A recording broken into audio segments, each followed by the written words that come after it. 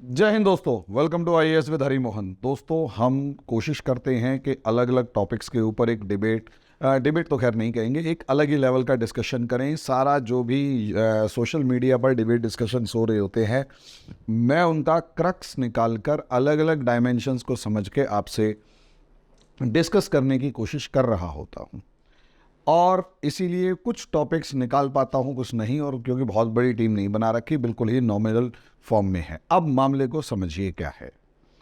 मामला था, हमारी गवर्नमेंट ने मुगलों का एक चैप्टर काट दिया जिसका नाम था दी मुगल कोड्स। अब सिर्फ एक चैप्टर हटाया है और उसके पीछे गवर्नमेंट ने लॉजिक दिया है कि भाई कोर्स का बर्डन बच्चों पे ज़्यादा बढ़ रहा था, तो ऐसे बहुत सारे टॉपिक्स हटाए गए हैं। हिंदी में से निराला की शायद कोई कविता हटाई गई है और सब चीज़ें, जिससे बच्चे का बर्डन कम हो और वो लॉजिकल सोच पाए, डायमेंशंस ज़्यादा से ज़्यादा सोच पाए। तो ऐसे में मुगल कोर्ट्स नाम का एक जो चैप्टर था उसे हटा दिया गया। अब मुगल कोर्ट्स चैप्टर हटाने का अगला पोर्शन जो है वो क्या है, या अगली स्टेप क्या है, उसे समझेंगे। भाई चारों तरफ हाहाकार मच गया कि जैसे मुगल्स को हटाने के बाद न जाने ऐसा क्या हो गया, इतिहास से छेड़छाड़ हो गई, ख़त्म हो गया सब चीज़ें। मैंने इससे पहले भी एक वीडियो बनाई थी जिसमें ये कहा है, हालांकि उसका थंबनेल दिया था इतिहास से मत खेलो मोदी जी, और लास्ट में कंक्लूज़न यही निकला था कि इतिहास से किसी तरीके की कोई छेड़छाड़ नहीं की गई है, किसी तरीके की कोई समस्या नहीं है। सिर्फ एक चैप्टर हटाया गया, वो भी एक पर्टिकुलर क्लास का, क्लास 6, 7, 8, 9, 10, 11, 12 तक, यानी 12th क्लास तक पूरा मुगल वैसे का वैसे है। बस एक चैप्टर जहां ऐसा लग रहा था कि इसको बहुत ज़्यादा पढ़ाने की ज़रूरत नहीं है, वो बर्डन बढ़ा रहा है स्टूडेंट के ऊपर, उसे हटा दिया गया। इसके अलावा कुछ नहीं किया गया। लेकिन कई बार क्या होता है ना, एक मानसिकता होती है, मानसिकता अपने आप को सुपीरियर समझने की और दूसरे को इन्फीरियर समझने की। जो सुपीरियर समझने वाली मानसिकता है, उस सुपीरियरिटी कॉम्प्लेक्स के अंदर क्या होता है, दिमाग में एक बात बैठी हुई होती है, और वो बात ये होती है कि आप कुछ भी कर लें, आप दूसरा कुछ भी कर ले, वो सही सोच ही नहीं सकता, और आप कितने ही गलत क्यों ना हुए, आप सही कि आप गलत हो ही नहीं सकते। ये मानसिकता इन वाइट डॉग्स के अंदर है जो यूरोप के अंदर बैठे हुए हैं। जिस तरीके से वो दुनिया को ब्लैक डॉग कहते हैं और वो कहते हैं कि दुनिया एक जंगल है, वो असलियत में सबसे बड़ा जंगल है। सबसे बड़ा जो मानसिक रोगी जो बैठे हुए हैं, वो उस दुनिया के अंदर या उन लोगों के बीच में वो वाइट्स बैठे हुए हैं जो मान के बैठे हैं कि इस दुनिया में कोई चीज़ सही हो ही नहीं सकती जो उनसे उन्होंने ना की हो, और उन्होंने दुनिया में जो भी किया है वो गलत हो ही नहीं सकता।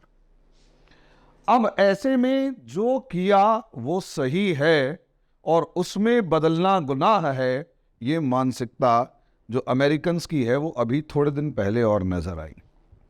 क्या थोड़े दिन पहले, क्या कल ही नजर आई, जब पैन अमेरिका नाम की एक संस्था है, उसने साफ कहा है, PEN America criticise, New York based PEN America criticised curriculum revision by NCERT for school textbooks that includes changes to sections on Mahatma Gandhi's death and trimming of Mughal history. अब यहां महात्मा गांधी की डेथ के ऊपर भी डिस्कशन कर लूंगा, लेकिन trimming of Mughal history, यानी ये वर्ड मुगल हिस्ट्री, अगर आप आगे देखेंगे ना तो यहां पर वर्ड दिया गया है मुस्लिम मुगल हिस्ट्री। दुनिया में कोई एक ऐसा एम्पायर बताओ जो अपने नाम के, या कोई एक सेक्युलर बताओ जो अपने किसी भी एम्पायर को, दुनिया में तो वो शोर मचा रहा होगा सेक्युलरिज्म सेक्युलरिज्म सेक्युलरिज्म सेक्युलरिज्म, लेकिन कोई एक ऐसा एम्पायर बताओ जिसके नाम के आगे वो इडियट खुद ही, सेक्युलर का ढोल पीटने वाला खुद ही, ये कहे कि Muslim Mughal empire but they were secular. अबे सेक्युलर थे तो धर्म क्यों बता रहा है, और धर्म बता रहा है तो सेक्युलर कैसे? ये तेरी जो वो मानसिकता है ना, जो दुनिया को बेवकूफ समझने वाली, उससे दूर निकल, उससे बाहर निकल। समझ कि तुम खुद ही वो कॉन्ट्राडिक्टरी बातें कैसे कर रहे हो। अब इसको मामले को थोड़ा सा इस तरीके से समझिएगा दोस्तों। है क्या कि मेरे अमेरिका एक गेम खेलता है, ये यूरोपियंस ने भी खेली, वो होता है आइडियोलॉजिकल सब्जुगेशन। आइडियोलॉजिकल सब्जुगेशन का मतलब ये होता है कि किसी इंसान के दिमाग पर इतने ज़्यादा हावी हो जाओ और उसे ऐसी शिक्षा देना शुरू कर दो, शुरू से आखिरी तक लगातार उसे वो शिक्षा दो कि उसे वैसा फील होने लग जाए जैसा आप कह रहे हैं। अंग्रेज़ों ने, ब्रिटिशर्स ने इंडिया में ऐसा एक वर्ड चलाया, वाइट मेंस बर्डनशिप। और अंग्रेज राइटर्स जो बहुत सारे थे, उनमें से एक राइटर विलियम जॉन्स नाम का था, उसने, जॉन स्मिथ भी था इसमें, उसने क्या काम किया, इंडियन हिस्ट्री को इस तरीके से लिखना शुरू किया जैसे इंडियंस, जैसे लॉर्ड कर्जन साफ कहता है यार, लॉर्ड कर्जन साफ कहता है Indians are made born to be ruled by outside communities या अदर कम्युनिटीज, और ये बहुत सैक्रामेंट होगा कि हम यहां पर रूल कर रहे हैं डेमोक्रेटिक वे में। ये कर्जन का था, और इंडिया पर तलवार के दम पे रूल किया गया है, तलवार के दम पे रूल किया जाएगा। कर्जन का स्टेटमेंट 1899 यानी 1900 यानी पिछली सेंचुरी की बात है ये। इस तरीके की माइंडसेट ब्रिटिशर्स के अंदर शुरू से मौजूद थी, इतना समझिए। ये मेन सिचुएशन है, ये ही मेन सिचुएशन है। बात समझ में आ रही है? अब हुआ क्या मामला यहां पर? मामला यहां पर यह हुआ कि इसे इस तरीके से देखा जाएगा कि लॉर्ड कर्जन है, मतलब मानसिकता समझ में आ रही है दोस्तों आपको कि किस तरीके से माइंडसेट डेवलप होता है और सब्जुगेशन। अब इंडिया को कैसे बनाया गया? इंडिया की मानसिकता इन अंग्रेजों ने एक क्रिएट की और उसे वर्ड दिया जाता है डिफीटेड माइंडसेट। ये डिफीटेड माइंडसेट वाला जो कंसेप्ट है ना, ये समझिए क्या था। जैसे एक बंदा आया, मोहम्मद बिन कासिम। अब भाई मोहम्मद बिन कासिम ने 712 एडी में भारत पर हमला किया, और उसके बाद अरब इन्वेजन के नाम पर हमें पढ़ाया गया। मैं खुद अपना बता रहा हूं, मैं तो हिस्ट्री के अंदर कोशिश कर चुका हूं, यूपीएससी के अंदर एग्जाम्स वगैरह लिख चुका हूं एज एन ऑप्शनल। तो पढ़ाया गया 9वीं 10वीं 11वीं 12वीं में ये मेंशन है, अरब इन्वेजन। लेकिन उसका जस्ट अगला पार्ट कि या तो आप अरब इन्वेजन बताओ ही मत, और अगर आपने अरब इन्वेजन बताया तो अरब कहां गए या गायब हो गए वो बताओ। इन्होंने वो नहीं बताया कि इन्होंने ये नहीं बताया कि पुलकेशिन सेकंड से लेकर बहुत सारे दूसरे राष्ट्रकूट प्रतिहार वगैरह सारे इकट्ठे हुए और ज्वाइंट ऑपरेशन में अरब्स को दुनिया धूल चटा के रख दी। उसके बाद हमारी एनसीईआरटी में से बप्पा रावल को गायब कर दिया। भाई साहब, बप्पा रावल यहां से राजस्थान से अपने सेना लेकर निकलते हैं मेवाड़ से, और मारते मारते इन मुगल्स को और इन अरब्स को मारते मारते अफगानिस्तान पार करवा देते हैं। समझे भाई? ये जो करमाती मुस्लिम्स मुल्तान वाले हैं और सिंध वाले हैं, ये घुटनों के बल आके माफ कर गए, तो इसलिए उन्होंने छोड़ दिया। भाई हमारे यहाँ तो माफी करना एक बड़प्पन माना जाता है ना, कि दुश्मन अगर घुटने के बल आ गया, शरण में आ गया तो माफ कर दो। तो उन्होंने माफ कर दिया और काबुल में जाके झंडा फहराया, काबुल में लठ गाड़ा, काबुल के अंदर अपने भांजे को छोड़ के आए, और वापस लौटते हुए रावलपिंडी नाम का शहर बसाया, जहां पाकिस्तानी आर्मी का आज भी मिलिट्री हेडक्वार्टर है, रावलपिंडी। वो बप्पा रावल के नाम पे है। हमारे इतिहास में बप्पा रावल का कोई जिक्र नहीं है। 12वीं क्लास तक की किताब उठाकर दिखा दो, मान जाऊंगा। क्यों? क्योंकि हारा हुआ तो दिखा दिया, जीता हुआ गायब कर दिया। अब इसके बाद गजनी आता है। भाई साहब, गजनी और भीम 3 की, गजनी को रानी दिद्दा ने बुरी तरह हराया, या कश्मीर में गजनी बुरी तरह हारा, इसका कोई जिक्र नहीं करेगा।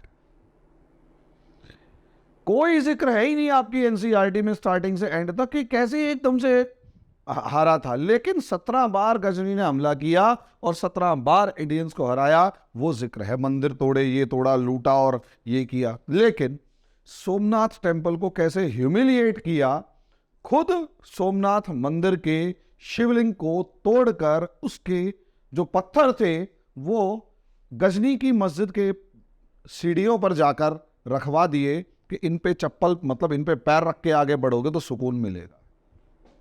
ये ह्यूमिलिएशन नहीं दिखाया, ह्यूमिलिएशन हारा हुआ दिखा दिया। लेकिन गजनी के बाद ये जितना ज्यादा दबदबा क्रिएट करते थे या प्रॉब्लम्स क्रिएट करते थे वो कहीं नहीं दिखा रखा। उसके बाद आ जाओ गौरी। गौरी के हमले में पृथ्वीराज चौहान वर्सेस गौरी, चलो ठीक है, पृथ्वीराज चौहान किसी वजह से हार गए, लेकिन बख्तियार खिलजी ने नालंदा यूनिवर्सिटी को लूटा, ये दिखाया, जलाया वो दिखाया, सेन राजवंश को हराया वो बताया। लेकिन क्या राजा पिर्थू की स्टोरी हमारे किसी हिस्ट्री बुक में है, जहां 15,000 बख्तियार खिलजी के लीडरशिप में तुर्क आसाम के अंदर घुसने की कोशिश करते हैं और उन्हें गाजर मूली की तरह काट दिया जाता है। ये जलील बख्तियार खिलजी बड़ी मुश्किल से बच के आता है और 200 के सिर्फ 200 सैनिक भाग के आते हैं। ये हमारे अंदर मेंशन ही नहीं है। क्यों?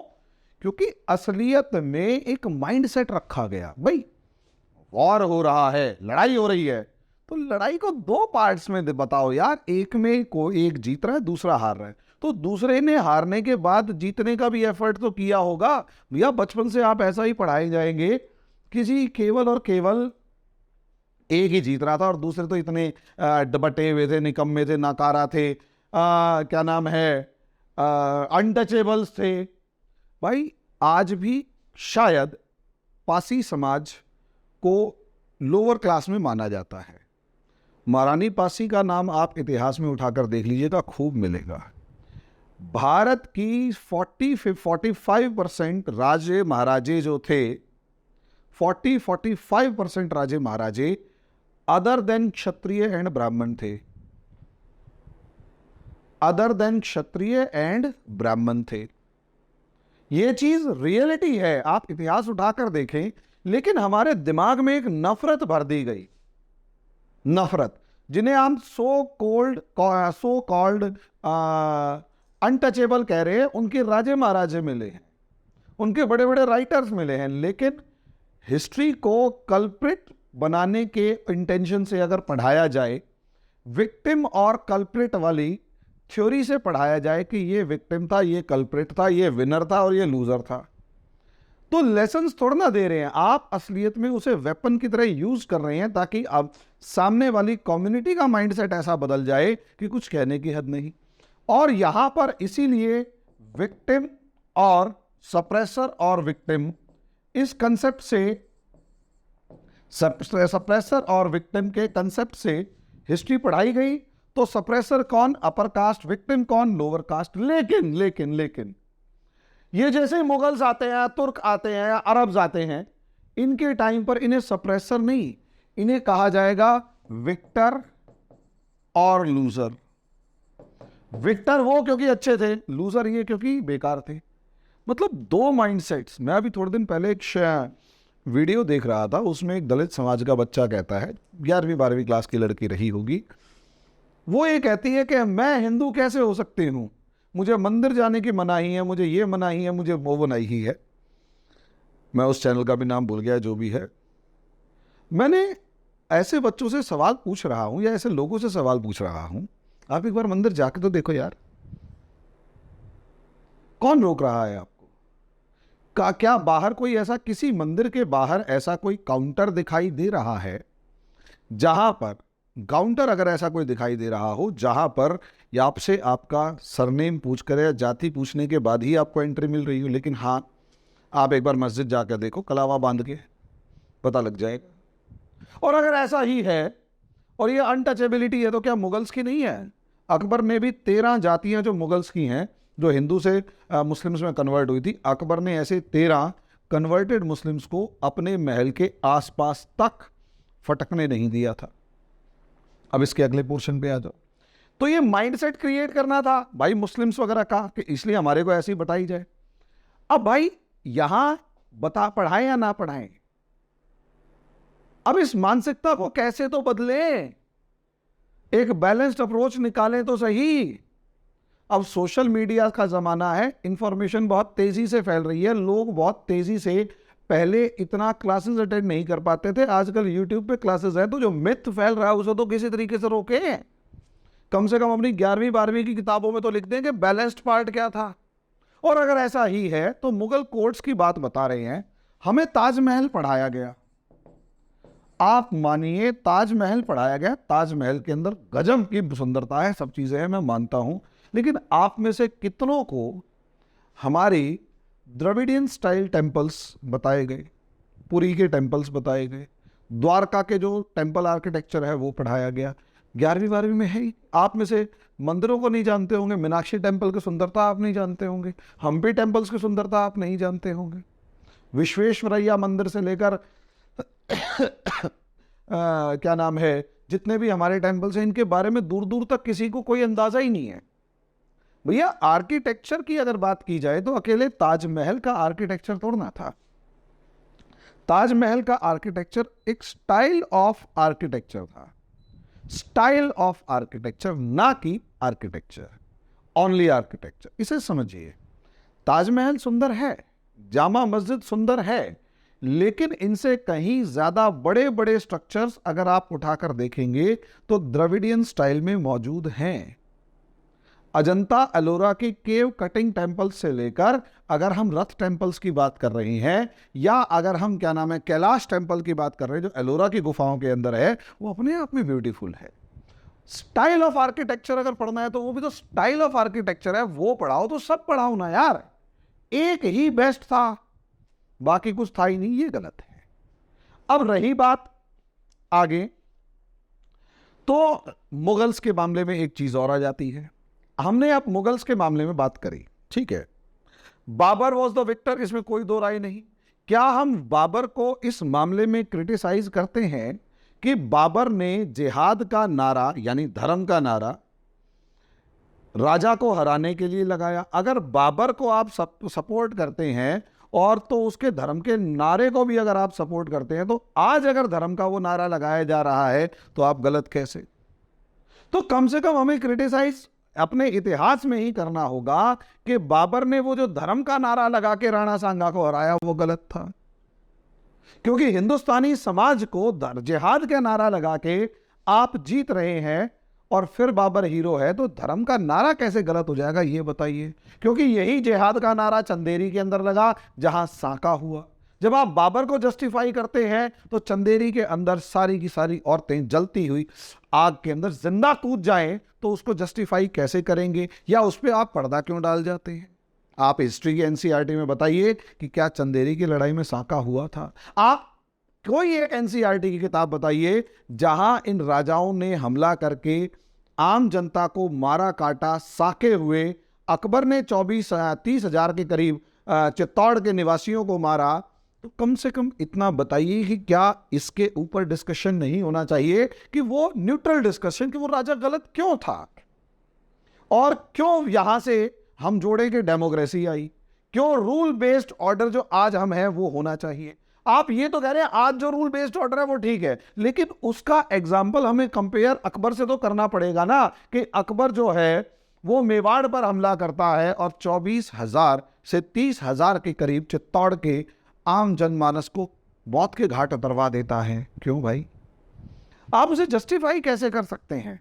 आप उसे पर्दा कैसे डाल सकते हैं? क्योंकि उसको एग्जाम्पल की फॉर्म में अकबर को क्रिटिसाइज करके ये बताना होता है कि जब पावर एक आदमी के हाथ में होती है तो वो पावर उस आदमी की मर्जी के अकॉर्डिंग चलती है और वो जैसा चाहेगा वैसे चलता है। और उसका वर्स्ट फेज अकबर जैसे राजा के दरबार के अंदर भी चित्तौड़ का सांका था। तो हमें हिस्ट्री से सीखना है कि आज का जो डेमोक्रेटिक सिस्टम है, रूल बेस्ड ऑर्डर है, कॉन्स्टिट्यूशन है, वो क्यों जरूरी है पढ़ना।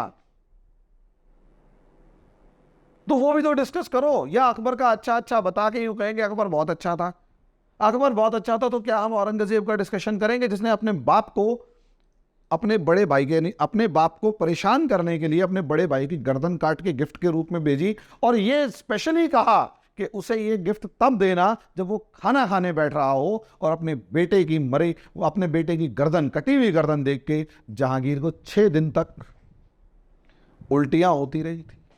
या हमें यह भी पढ़ाना चाहिए कि जहांगीर जब गद्दी पर, शाहजहां को 6 दिन तक उल्टियां होती रही, और क्या हमें यह भी पढ़ाना चाहिए, क्यों ना पढ़ाएं, अगर वही बात है मुगल से स्पेसिफिक है तो क्यों ना पढ़ाएं ये चीज भी कि जहांगीर भी, शाहजहां भी राजा बनने के लिए अपने 40 भाई बंधुओं को मार के गद्दी पर बैठा था। क्या हमें यह नहीं बताना चाहिए कि मुगल अपनी बहनों की शादी केवल इसलिए नहीं करते थे कहीं उनके हस्बैंड जो हैं, उनके जीजा या दामाद जो हैं, वो गद्दी के वारिस ना बन जाएं। अगर बताना है तो ये सब भी बताएं क्या, या जो आप कह रहे हैं वही बताएं और एक डिफीटेड माइंडसेट के साथ रहें। असलियत में इस अमेरिका को अपने इस ब्लडी माइंडसेट से निकलना पड़ेगा, जिस माइंडसेट के अकॉर्डिंग ये लोग सिर्फ और सिर्फ दुनिया को पैर की जूती समझते हैं, भारत को आज भी भारत के गुलाम होने के रूप में देखते हैं कि भारत गुलाम था तो वो जो कर रहा था वो गलत था, और अब जो कर रहा है वो भी गलत है, क्योंकि वो गुलाम था तो अब गलत है, और अब हम जो करके गए थे वही ठीक है। आज अगर इसने किसी तरीके का कोई चेंज किया तो वो सही हो ही नहीं सकता। भैया मेरा देश है, मैं बताऊंगा या मैं डिसाइड करूंगा कि मैंने कैसे चलना है या मैंने कैसे करना है। चाइना क्यों डिसाइड कर, अमेरिका क्यों डिसाइड करे। और डेमोक्रेसी का पाठ अगर ऐसा ही पढ़ाना है तो बाइडेन जो ट्रंप के साथ कर रहा है, क्या उसके साथ जस्टिफिकेशन होगा। जो ब्लैक्स, भाई 20% ब्लैक्स हैं अमेरिका में और 70 से 80% ब्लैक्स जेलों में हैं। क्यों भाई 80% ब्लैक्स जेलों में हैं। अगर आप इंडिया में मुस्लिम्स को ये दबाव डाल रही हैं कि मुस्लिम्स के साथ ऐसे हो रहा है, तो ब्लैक्स के साथ कैसे हो रहा है। आप तो ओपनली कोई गोली मार रहा है, कोई कुत्ते से कटवा रहा है और पुलिस वाला कटवा रहा है। क्या ब्लैक राइट्स अमेरिका में नहीं होते? होते हैं। यहां सिर्फ जस्टिफाई करने की कोशिश की जाती है दोस्तों, इंडिया को क्रिटिसाइज करके कल्प्रिट डिक्लेयर करने की कोशिश की जाती है, और सरकार ना करे तो कोई ना कोई एनजीओ कर देगी, बात बराबर है। तो दोस्तों अमेरिका के इस माइंडसेट का कुछ नहीं किया जा सकता। आप लोगों को समझना होगा कि सरकार जो कर रही है, कम से कम हमें कुछ मामलों में सरकार के साथ एनालाइज करके खड़ा होना पड़ेगा कि अकेले मुगल्स की हिस्ट्री नहीं थी, हिंदुस्तान में हिस्ट्री बहुत सारी दूसरी भी थी। बस फर्क इतना है कि हम लोग उस में केवल मुगल्स के ऊपर अटक कर रह गए, क्योंकि एक माइंडसेट प्रिपेयर करना था और वो डिफीटेड माइंडसेट था।